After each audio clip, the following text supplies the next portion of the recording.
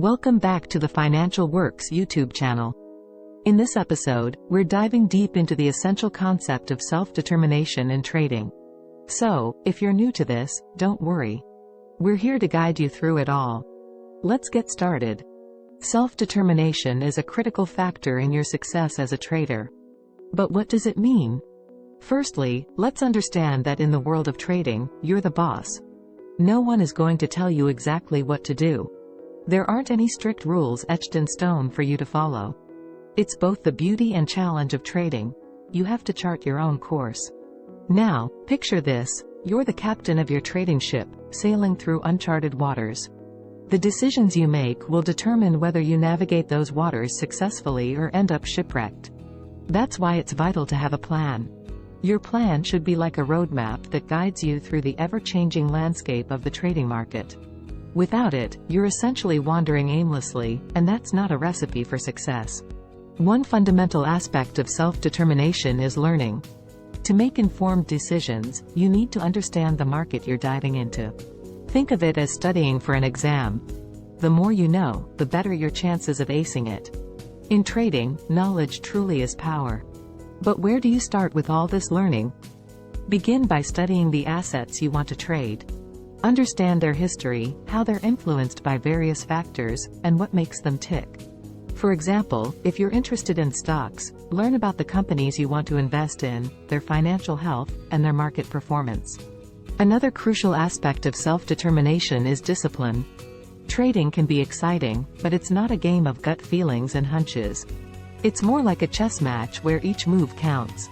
Discipline means sticking to your plan, even when emotions try to sway you. Think of it this way: imagine you're playing a game of poker, and you have a strategy. You don't let your emotions dictate your bets. In trading, emotions can be your worst enemy. Greed, fear, and impatience can lead to impulsive decisions that often result in losses. So, how do you maintain discipline? One way is by setting clear rules for yourself.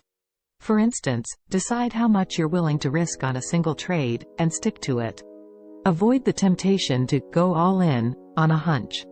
Furthermore, keep a trading journal. This is like keeping a diary of your trading activities.